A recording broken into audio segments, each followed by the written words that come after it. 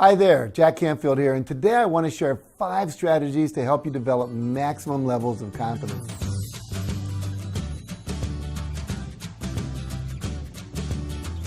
If you're going to be successful in creating the life of your dreams, you have to believe that you're capable of making it happen.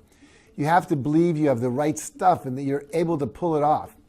Self-confidence is a deep-seated belief that you have whatever it takes, the abilities, the inner resources, the talents, and the skills to create your desired results. So the first strategy I want to offer you is to make the choice to believe in yourself. That's right, believing in yourself is a choice. It's an attitude you develop over time. And although it helps if you had positive and supportive parents, the fact is that most of us had run-of-the-mill parents who inadvertently passed on to us the same limiting beliefs and negative conditioning that they grew up with. Now, to be successful, you have to remember the past is the past, and there is no payoff for blaming your parents for your current level of self-confidence. It's your responsibility to take charge of your own self-concept and your own beliefs. You must choose to believe that you can do anything you set your mind to, because the reality is you can. Now, strategy number 2 is to use positive self-talk and positive visualization to persuade yourself that you can achieve your goals, that you are able to do it. Now, the latest brain research indicates that with enough positive self-talk and positive visualization, combined with proper training, coaching, and practice, anyone can learn to do almost anything. If you choose to believe in yourself and act as if anything is possible, then you will do the things that are necessary to bring about the result. On the other hand, if you believe that it is impossible, you will not do what is necessary and you will not produce the result. Either way, it becomes a self-fulfilling prophecy. Now, the third strategy is to give up the words, I can't.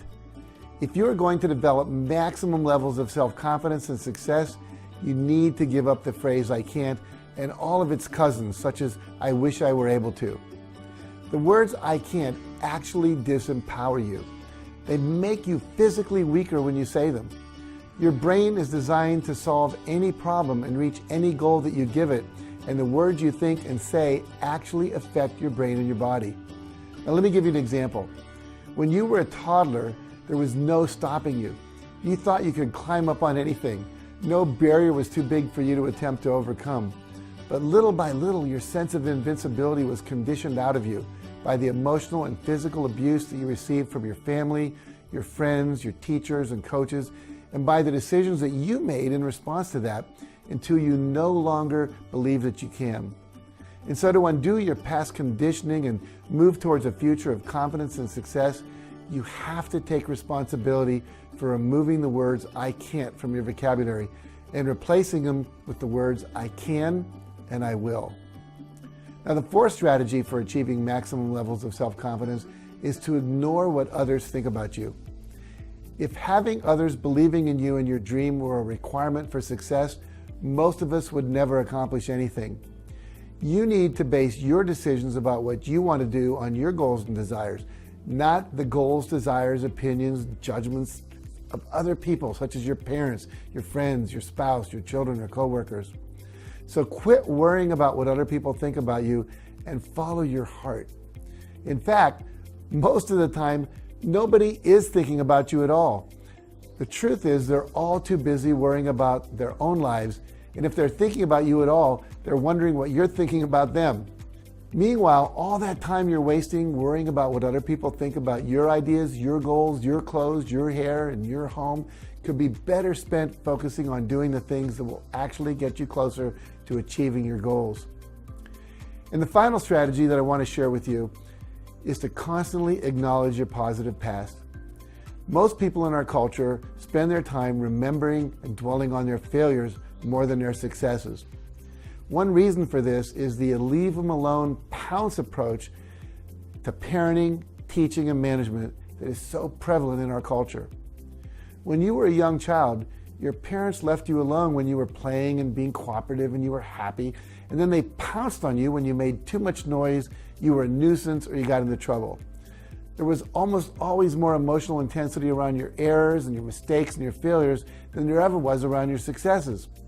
And because the brain more easily remembers events that were accompanied by strong emotions, most people underestimate and underappreciate the number of successes they've had compared to the number of failures they've had.